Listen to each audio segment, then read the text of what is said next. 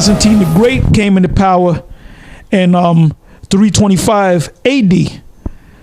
So that was a span of about 300, more than 300 years. So that's what that's talking about. Go ahead. 41. For the earth hast thou not judged with truth. 42. For thou hast afflicted the meek, thou hast hurt the peaceable, thou hast loved liars, and destroyed the dwellings of them that brought forth fruit, and cast down the walls of such as did thee no harm. And that the peaceable is talking about the meek, the peaceable is talking about the children of Israel. Now the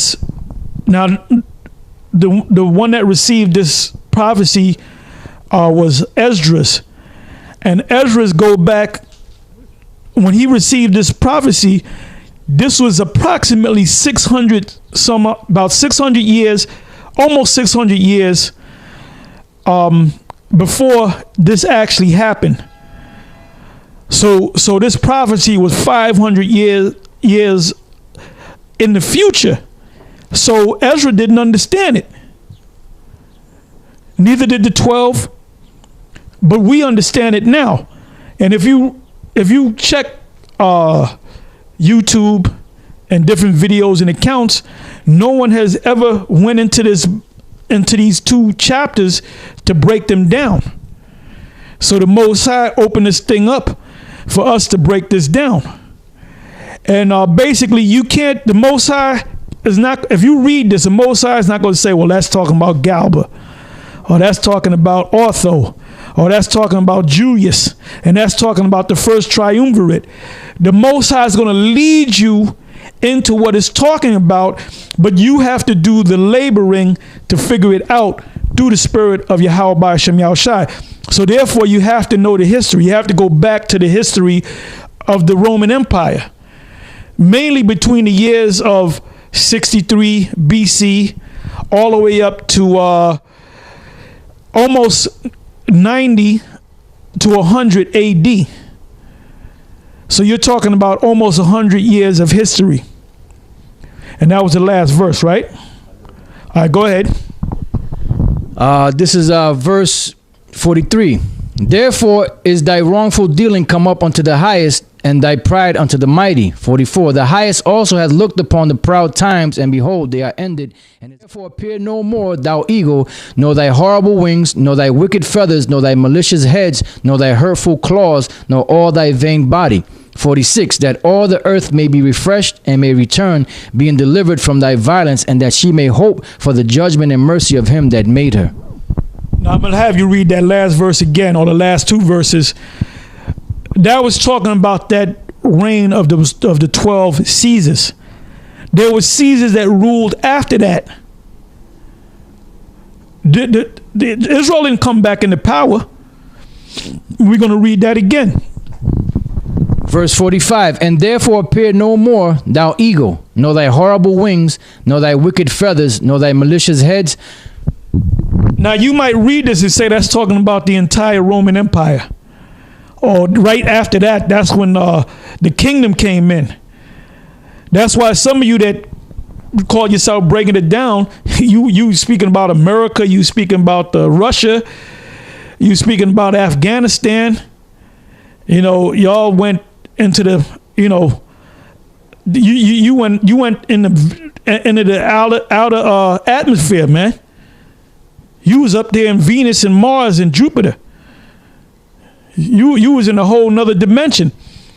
But that's all right, because we're here to learn, You try things and you learn and you study. Trial and error through the spirit of Yahweh B'Shem Yahushai. And it's not given to everybody, man. The Most High didn't give this breakdown to all the prophets. He gave it to Esdras. He didn't give it to Isaiah or Jeremiah or Ezekiel or Obadiah. He gave that prophecy to Ezra.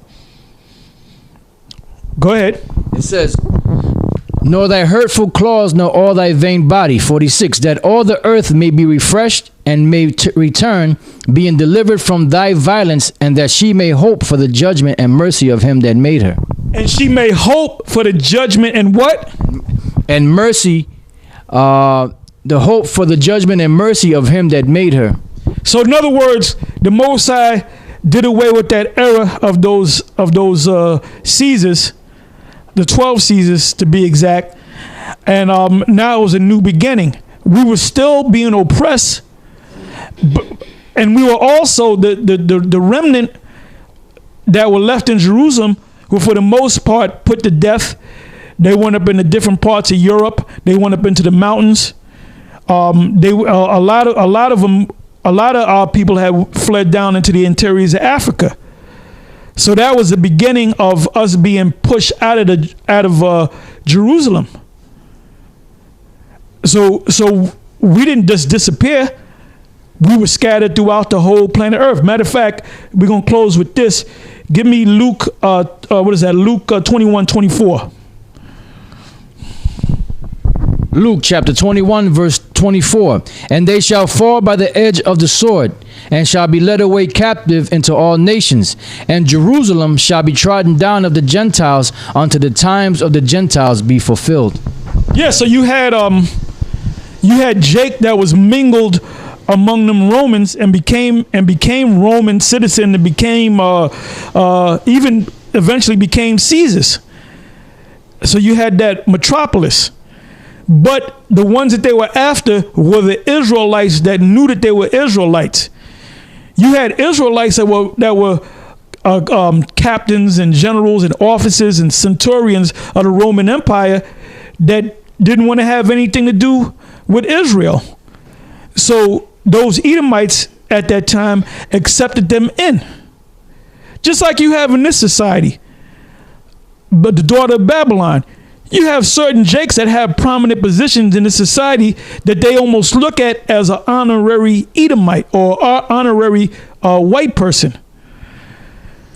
So the hope came when we went into the territories of Africa, we went up into Europe, the different parts of Europe, Asia Minor, and then we were scattered throughout all the planet Earth. And from that time to this time, 2,000 plus years in the future, we're still hoping that the Most High come and deliver us. Because back then, those were the elect that had to flee.